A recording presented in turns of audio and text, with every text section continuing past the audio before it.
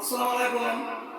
আইন সহায়তা কেন্দ্র আশোক ফাউন্ডেশন আন্তর্জাতিক মানবাধিকার সংস্থা আইন সহায়তা ফাউন্ডেশন বরিশাল জেলা শাখার কার্যালয়ে হাজির হয়ে আমাদের এক নতুন সদস্য এই সমাজে কাজ করার জন্য অসহায় নারী ও পুরুষের পাশে দাঁড়াবে এই সূত্র ধরে সে আমাদের সাথে নতুন যোগদান করেছে।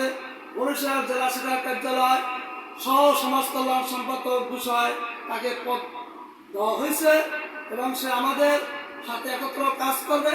সবাই দোয়া করবে। ধন্যবাদ। যদি কোনো ব্যক্তি সদস্য হতে চান আমাদের সাথে যোগাযোগ করবে 0175615272।